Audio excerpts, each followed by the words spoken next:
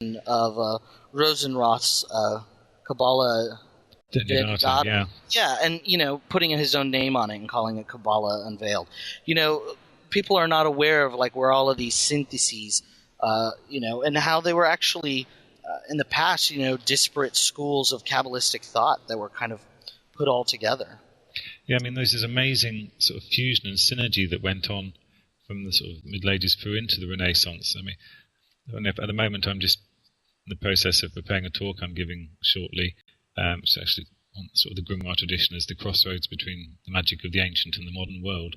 And if you go back and look at sources like the Greek magical papyri, you can see they're clearly, in a sense, proto-grimoiric in the whole thing of, calling up of various beings and series of effectively compulsions and curses, and again, use of talismans and things. This is from 2nd century BCE through to 5th century CE, the Greek magical papyri. Right. So 1,000 years before, you have things like the Megaton. You can see stuff that is clearly predecessors to that work. Like you say, there's a huge amount of material there, and people are not paying attention. It's like, how far back can we go? And that's one of the things that I'm trying to do with Stephen, is trace stuff back as far as we can. Specifically, I think there also needs to be work done on, in a sense, tracing the currents back generically. Well, that's one of the things that I've been noticing, from reading about the magical papyri of the Greeks, or then reading, about the medieval kind of grimoire tradition and this fusion of Christianity and Kabbalah, especially in the post-Iberian Exodus, for when the Jews were expelled, and how they kind of had to come to terms with all of this, but them coming into Italy kind of reemerged or merged, I guess, these kind of currents and these thoughts of the Neoplatonic, theurgic, and Kabbalistic schools. But if you go back, you still see the same kind of like what you're saying, binding the gods, in the same way of kind of the various hierarchies and all of these ideas. You can see these resident in all of the various magical traditions going all the way back. It's just it's cyclic. It's coming up in a new way, but it's just always kind of the same thing. Even if it's just astrology or dream interpretation or things like that. I mean, God, look at the Egyptian whole books of dream diaries that go back thousands of years. And then, we look at the archangels and the orders of angels, and you've got, going back to pseudo Dionysius the Areopagite, we're talking about 5th, 6th century, where the whole 9 orders of angels being established, again, many centuries before the grimoires, and then carrying on from the Greek magical papyri to the Coptic magical papyri, which are essentially much more Christian. But again, it's carrying on that idea, the barbarous words, the sequences of stuff that develops on through into grimoires. I think, like you say, very cyclic, and perhaps we should think of it more being like the spiral. We're going around the circle and up again on the time. But the more we go back down to source, the more we can learn of where it's come from, the more the spiral you can use. Obviously, the more panoramic your perspective is going to be.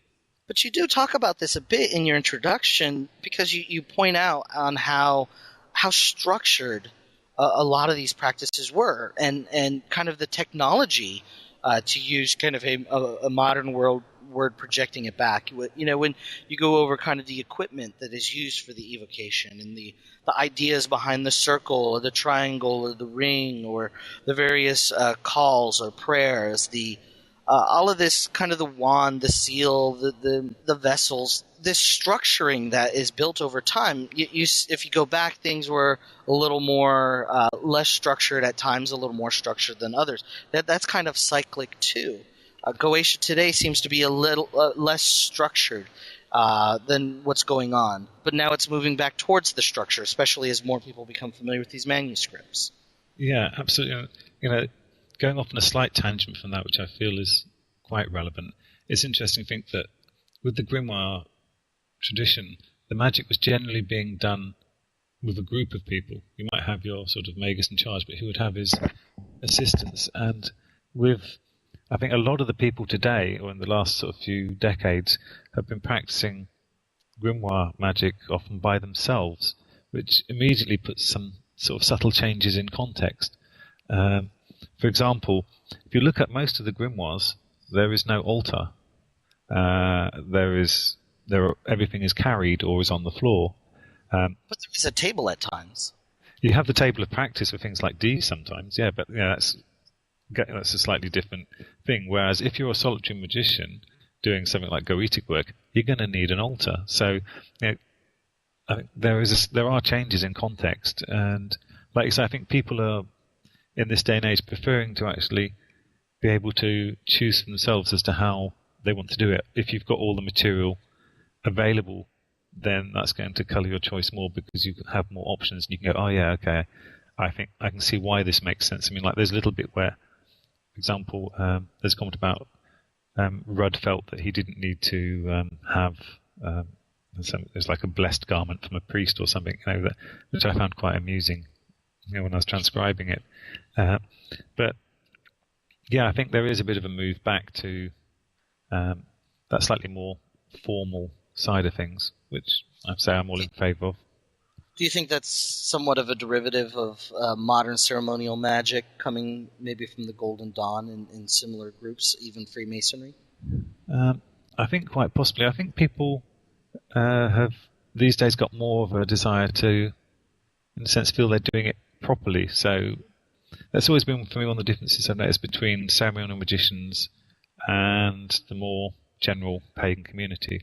I'm probably going to upset a lot of people now, but ceremonial magicians tend to want things to be done very precisely. There's no margin for error.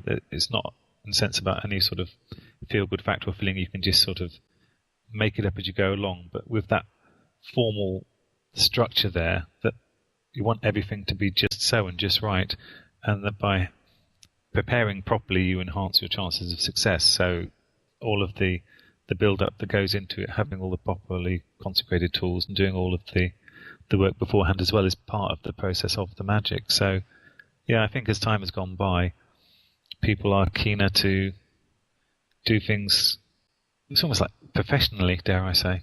Do you think that's also kind of an aspect or of the kind of the heritage of theurgy, whereas the things that are trying to go up the hierarchy seem to be more structuralized, while those who are kind of doing the thaumaturgical, who are looking to pull down, seem to do less preparation and have less structure. It just seems to me there's a correlation between the efforts to go up and the amount of effort it is to go up versus pulling energy down. Yeah, I think there's definitely something in that. I mean, I sometimes use the analogy of a pyramid, base of a pyramid, a lot of work, and each level up, still a lot of work, but there's a fantastic view from the top. But if you look at that pyramid structure and the building upwards, then yeah, you have to do a lot of work on the base. So I think definitely, when you're going up a hierarchy, then you want to get it right, because if there's stones missing from the bottom, it's going to crumble down pretty quickly. Whereas if you're trying to draw stuff down, then it's down to, it may or may not work, it may or may not happen.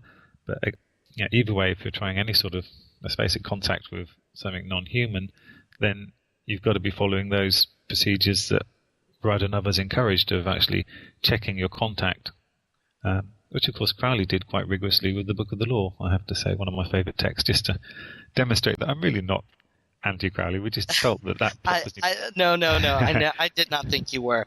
But actually, let's go, since you brought up Crowley, I want to bring up one of the things that he says in the beginning of his Goetic publication, which has kind of caused some people some problems, and has been given some strength to other people's ideas that the Goetia, that they're not actually external deities, that they're more psychological. Now, later in Crowley's life, he very much says that they're external deities or entities or angels or demons or what have you.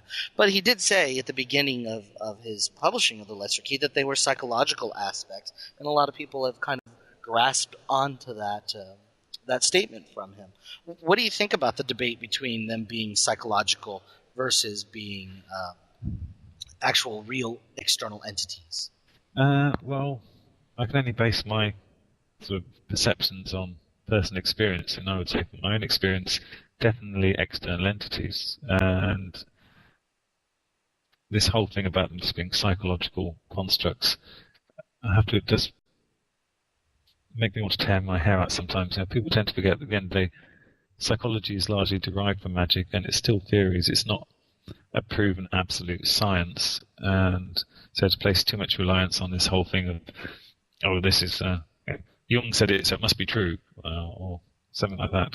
Okay, yes, Jung said some very interesting things. Wilhelm Reich said more interesting things, as far as I'm concerned, but that's something for a whole other day. So yeah, the whole that they are just sort of parts of the brain. It's painful. I'd like to think that Crowley was tongue-in-cheek when he said it, but I think it has caused a lot of confusion ever since, and that's one of the few disservices that Crowley did, I think, with that little essay. It's a shame that he did it. Well, let's go back into the introduction and look at the fact that you have a huge section that talks about the actual practice of Goetic invocation and the tools and things like that. Do you think that your publication is probably one of the most comprehensive tools for people who actually want to do this? It's got all of the sigils. It's got all pictures of all of the various accoutrements that you might need, and actually the processes, the invocations, heck, you have, like you mentioned before, you even have in the appendix, you have a contract that a Goetic demon can sign that you can, bind them to do something for you.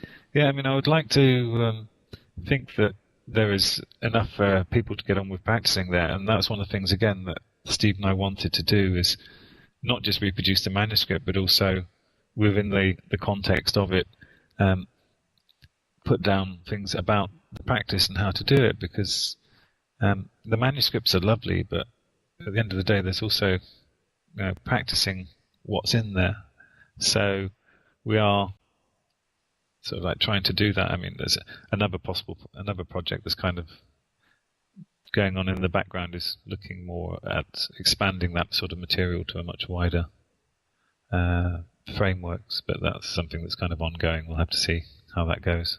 What do you think about all of the precautions of the circles and the way that whole technology works of setting, that demarcation between you and the other entity outside of it, or in the triangle? Well, I think part of it, the complexity of the circle, is good as part of the preparation of the individual as well. But if you've done evocation and had things appear, then it's kind of nice to have something between you and them, because the first time something actually does appear is probably one of the scariest moments you're ever going to have in your life. It kind of goes into the certainty, not faith realms pretty damn quick. And from that perspective, you also tend to be actually really appreciative of having a sword, because, of course, another point about the angels and demons is that the idea that Rudd and others talk about them basically being made of the purest form of air, and this whole idea that spiritual creatures can be hurt by iron. So your sword is the one thing that can go out of the circle, because it's not going to be able to make a connection through the iron. So I think the preparation, like I say, it helps set the tone. It helps get you totally in the right framework, as does doing sort of purification beforehand, the bathing, the prayers and things. I had a debate with somebody a couple of years ago about this, some people suggesting that, well, if you've got this series of conjurations, why don't you just do the strongest one? Because if you start at the first one and work through the sequence, it's implying you don't think it's really going to work.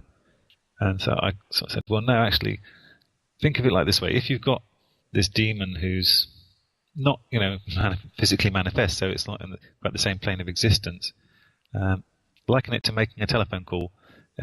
If I call you up and you're in the bath, you ain't going to be picking the phone up on the first ring.